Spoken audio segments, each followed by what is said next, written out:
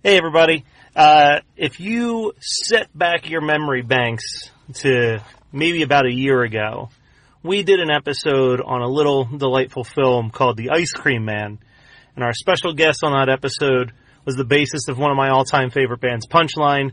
And I'm in Lancaster right now at the Chameleon Club about to see Punchline open up for Less Than Jake and Mest. And I figured, let me hit up Chris and see what Chris has been up to. Chris. How's it going? How you doing, man? I'm doing great. We just had some crepes, and that was good. They were really good crepes. highly recommend Rachel's. If you're in Lancaster, check out Rachel's and get yourself a crepe. Yeah, there's some, until I started coming out here to see your guys' shows because it was a more convenient drive from my work, I never realized how kind of hip Lancaster is as a city. Man. This place is dope. Yeah, yeah, it's really cool.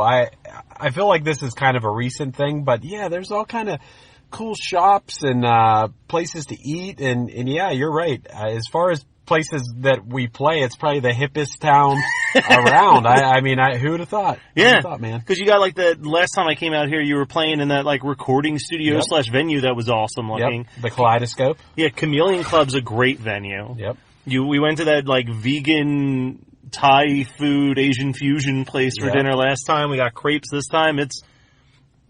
Lancaster's off the hook. Yeah. Also off the hook is the fucking Less Than Jake cover song that you guys just dropped for Automatic. Hell yeah, thanks, man. I'm glad you like it. So I have a sneaking suspicion. I don't know how I know this. Call it intuition. But you've dropped 2 covers in a very short period of time. You did Found Out About You. True. You did Automatic. True. I've seen videos of you playing Linger by the Cranberries. True. Do we have a cover album in the makings here? Yeah. So we're doing in between albums. We're doing an EP since it's 25 years since 1994, which I know is a very iconic year for movies. Yeah. Because that was Forrest Gump, Shawshank Redemption, Pulp Fiction. There's another one from that year that's like a real... Yeah, I just remember the Oscars was wild that year for Best Picture. Like, it was insane. I'm trying to remember, but yeah. Great year for that, and it's a great year for music. For music especially, so we were like, okay, it's the 25-year anniversary of 1994, so we want to do some songs, do an EP of songs, release them one at a time. We already released Gin Blossoms Found Out About You, which was nice because it coincided with our tour at the Gin Blossoms, which was great. We got to even play that song with Robin from the Gin Blossoms singing it with us during their VIP events a few times, so that was cool. The next one we're going to release next month is the Cranberries' Linger, which I love that song, and it's really fun to play. Put our own spin on it. Found Out About You is on, everywhere you can listen to music. Yeah, I think it's on I know I've listened on Spotify a few times, the YouTube channel. Yeah, Spotify, YouTube, Apple Music, blah, blah, blah. All the places you can hear music, it's there. And we have a couple other ones that we're keeping a little bit of a surprise, but we're going to release them maybe one every month and a half or 2 months or so to keep fresh while we're writing a new album and things like that. So didn't want to wait too long to be releasing music. Yeah, I think that's fair. Is it going to be only available in a digital format, or are you going to try to print some physical copies too? Kind of the physical thing with this EP, that kind of depends on if there's a demand for it. If people want the physical thing, then we'll do it. But for now, I know one person demanding it. Okay, all right. You can put that tally mark next to the 150 that are fine with just streaming it. Nice. Over the course of our band, we haven't really done that many cover songs for a band that's been around for 20 plus years. I know that back in the day, we did a Counting Crows Around Here cover. We did Get Up Kids, first song on Something to Write Home About. Holiday. Yeah, I don't know why my mind went blank there, but we did like an island version of Holiday. I love that version. I thought it was cool, man. And what's funny about that is, Steve asked Matt Pryor, who's the singer in the Get Up Kids, like, did you hear our cover of Holiday? And he was kind of like, yeah, that was interesting, or something along those lines of like, yeah, I heard it. It definitely was one of those covers where it's like, you hear that Punchline is covering Holiday by Get Up Kids, There's a million ways that song would sound that runs through your head. None of them were the version that you put out. Yeah, we did a very island version. But hey, you know what? If you're going to do a different spin, I mean, if you want to hear it sound exactly like the original, you could just put on the record. Put on the original. I think that's so boring when bands just do like the note for note cover sometimes. Yeah, so we're trying to switch it up with all these covers we're doing. Like the Less Than Jake cover, we did that. That's actually not part of the EP because that song is actually from 1996. But we knew once we found out we got the Less Than Jake tour, we're like, oh, we got to do a Less Than Jake cover. And it's kind of become our thing. Like when we find out we got a tour with a band, and since we have the capabilities to record ourselves and produce ourselves these days, we're just like, okay, let's cover, what's our favorite song by them? Let's cover it. So we did Automatic. I think it's such a fun, like, little Easter egg for fans. You know what I mean? Like, I like to think, we talked to Les and Jake about our cover and they liked it, and we talked to Gin Blossoms about it and they liked our cover too. So I kind of feel like, if I was in a bigger band and I took a band on tour and they covered my song, I'd be pretty flattered. So I hope that the bands are flattered, and I hope that people like the covers. Specifically with the Automatic cover, the horns played on guitar just sounds so awesome. Like, it was such a nice little... That was like the part I was waiting for. I'm like, what do they do with the horns? Yeah. How do they pull it off? And I was like, this is perfect. Nice. Perfect. Glad you liked it, man. The only thing it was missing was you needed the old dude, Harry J. Reynolds. Yeah, we actually did that and then forgot to put it in there. And I didn't even know, I don't know if Howie J. Reynolds is still around, and I didn't want to insult his memory if he's not, because he was the old dude in 1996, so it's now 2019, so I don't know what the deal with that is. So what else? So when you were on the Ice Cream Man episode, It was to promote the concert that you were going to be filming. True. And you did hit the goal. You're welcome. Yes, thank you. Strictly because of the appearance on Horror Movie Night, I believe. Yeah, yes, that's why. Had nothing to do with all the years it was that you guys all have been Ice Cream Man fans. All Ice Cream Man fans who got us there. I mean, there was that anonymous donation that could only have come from Clint Howard. Yes, true. But, how are things going with that? I know last time we talked, it's moving, but not at the fastest pace, but it's coming. It's just editing now. All the content stuff is done, and basically when we get home from this tour, which is we only have tonight and 2 more shows after tonight, I have a week blocked off where the people that we were working on it with got it to a certain point, but then it's like, okay, we need to sit down in front of Final Cut and really bring it home. And I think that our goal is in the next few weeks here to have at least the rough cut done. I don't know a lot about color correction myself, so we're having other people do that kind of stuff. Yeah. A little bit of the technical stuff, but as far as editing, I've done a lot of editing in my life. So we're trying to make it so that it's nonstop entertainment the entire time. It is not a documentary. Yeah. It is not like at some point I would like to do something like that. What it is pure entertainment the whole time. Yeah, because it's not a concert video per se, nor is it a documentary, but some weird combination of what you would expect in those, but also something completely different. It's a mix of footage from the show, which was the main point of the thing. We filmed this show in Pittsburgh, went all out on everything from lights to sound to camera crew to the people that traveled from all over the place to be part of it. And so that is definitely part of it, but it's also got comedy and things from tour and animation and everything. It's just it's a special. It's a music special. And, we just want it to never want it to be dull at any point. We want it to be like as if you're hanging out with us and to capture a moment in time forever. Yeah, I've been to a lot of shows. That was one of the, if not the best experience, just under that giant light dome and having a whole crowd that was just singing along with those songs. And there are moments during that show where it was you just felt something, it was transcendent, the feeling that you were having. That's great. Just a great time, a really good time. That was, thank you for, it was part of the perks of donating, but giving everybody who donated a ticket an opportunity to go, that was such a cool experience. Thanks for coming out to that, by the way, Matt. And it seemed like everyone had a really good time. The next day we had a brunch line. Yeah. After, and a bunch of people who came the night before because so many people had come from out of town. So that was nice to hang out with everybody the next day too. I thought it was a really cool experience, and I'm finding that of course I like playing shows and of course I like touring, but it's nice to do things that are different than the norm and to try to, leave the people that come with a feeling that this was something special or this was something different than just going to a show. And we're always thinking of things like that. But this I don't want to refer to this special as like being a weight on our shoulders, but at this point it started to feel like that just because we filmed that was a while ago. That was before Lion came out. Yeah, because true. you had to send us 2 or 3 songs to learn the lyrics to. Yeah.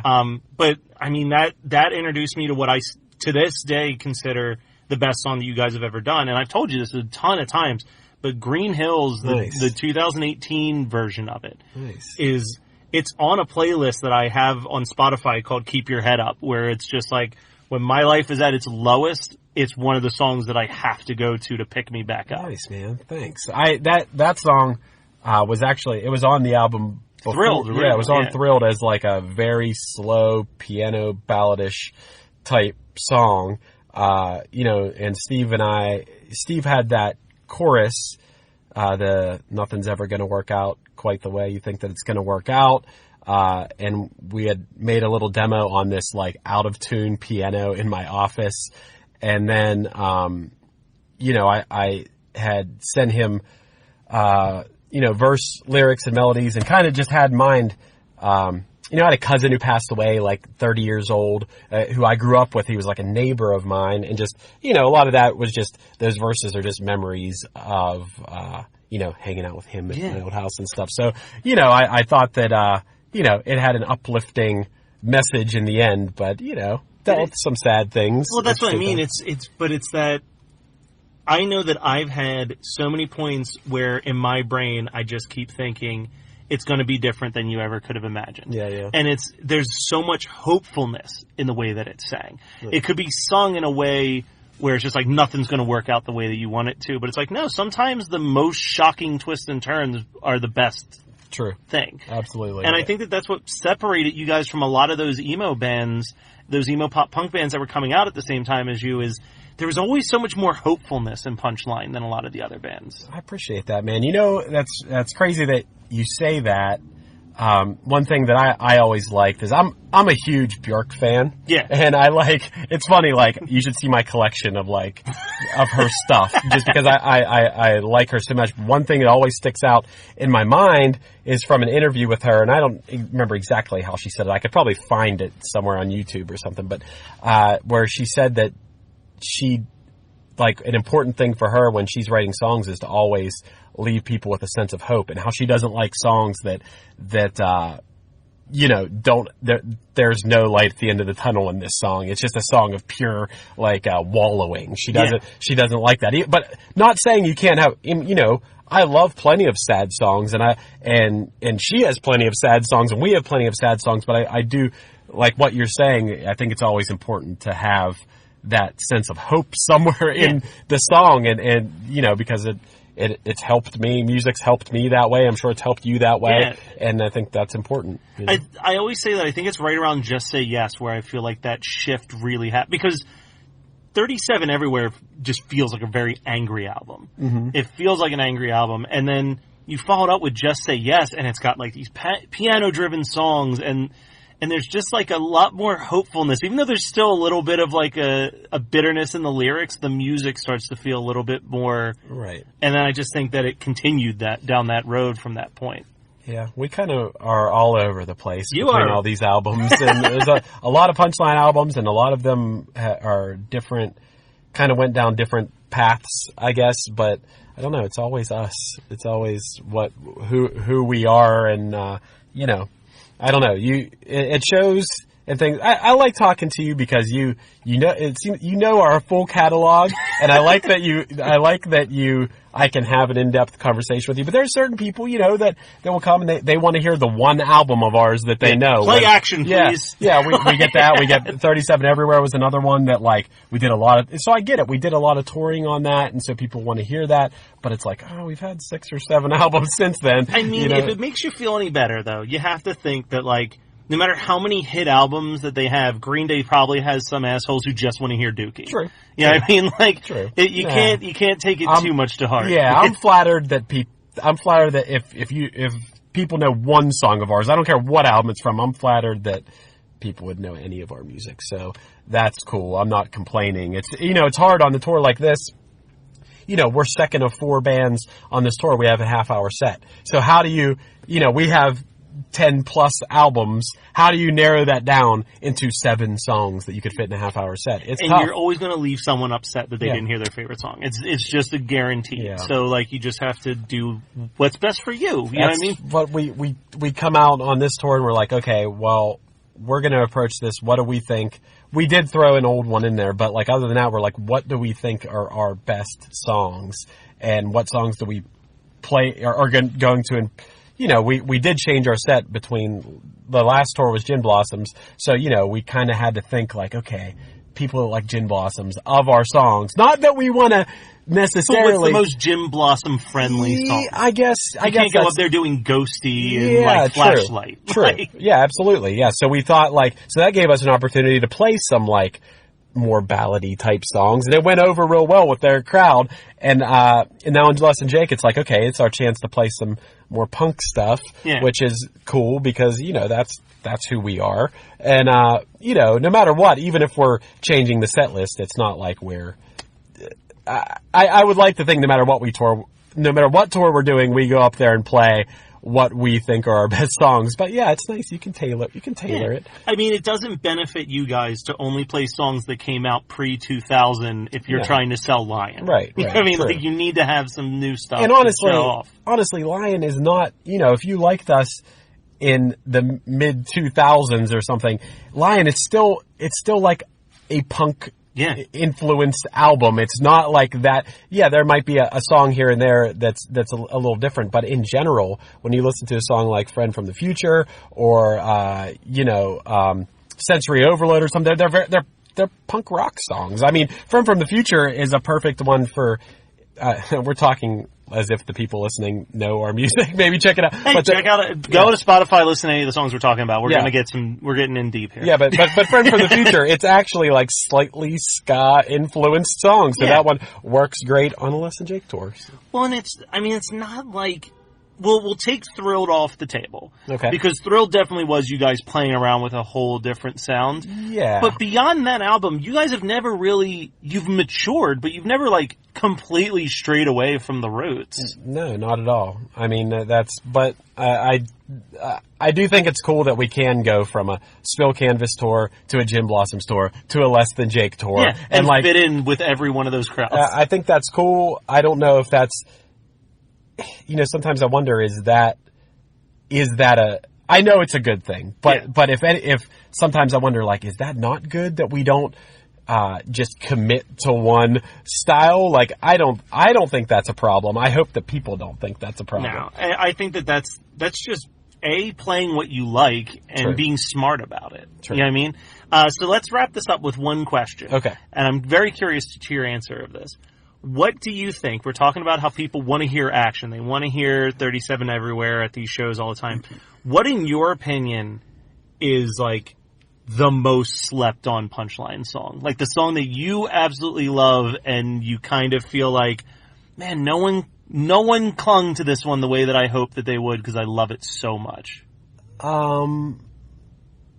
There's actually a couple that I'm man, when we recorded them, we're oh man, I hope people like this one. It's fun to play. One of them for me is from Just Say Yes, called Maybe I'm Wrong. I love that. That is a great song. I mean, Just Say Yes, I've told you, is my number one for you guys. I love that record. Nice, man. Yeah, that one, I always thought that was just had a good feeling, put you in a cool place. And actually a cool thing about that song, though, even though it's not a fan favorite or whatever. The last football season on NBC during a Steelers game, they played that, like, go to the commercial break. They played the remix of it, which was really weird, but they played it like showing a big shot of Pittsburgh. Whoever does NBC Sports, whatever city it's in, like when they do like an Eagles game, they'll play Starting Line going to the things. When it's in Pittsburgh, they play Punchline, or they play like other Pittsburgh bands. It's crazy. Like, whoever runs that knows what, like, punk bands are from that. There was a Jaguars game, they played Yellow Card. Like, somehow they know. It's someone loves pop punk. Yeah, whoever is running those NBC Sunday night games knows our, like, world, and it's crazy. But yeah, maybe I'm wrong. And also from Just Say Yes, Castaway, which is the last song on that album, I think that's one of our best like songs. One of my top 5 for you guys. Nice. Yeah, that's one of my favorites, which people ask for it every now and again, but and I like that you put the slow version, because I've heard the rock and roll version on your B-sides, and it's all right, but those lyrics are perfect for what ended up on that record. Yeah, the punk version, it was just something we did for fun. Okay, so that wasn't I was never sure if that was the original version, and then someone was like, hey, we should probably slow this down. No. The only other one I would add to that is there's a song on our album, Delightfully Pleased, called The Reinventor, which is the second song. And it's just, as a bassist and locking in with a drummer playing a really cool beat, it's just so fun to play. It was actually on our set list for this tour, but we had to cut it because of time. But you asked for one, and I said 3. That's perfect. Go listen to all 3 of those. You mentioned the remix. When I went to the show in Pittsburgh, you had those remix albums. Mm-hmm. Whose idea was that? We had done years ago, back when our album Action was out, which is like 2004. It was the band Gym Class Heroes. Okay. They hired this guy, I think he's from Chicago, I don't even know what the guy's name was, to do remixes of a bunch of Fueled by Ramen Band songs. And then when their album came out, they had like this bonus disc with it that had like remixes of like, there was all like the artists. But they did a remix of Heart Transplant. It was really cool. It was really crazy. But that was like the first taste we had of like someone remixing our songs. We're like, damn, that was cool. So we had our like 2 different friends from back home. John O'Halloran, he has a project called Chalk Dinosaur. Dude is sick. He's awesome. And our friend Harrison Wargo, who has a project called Bad Boxes.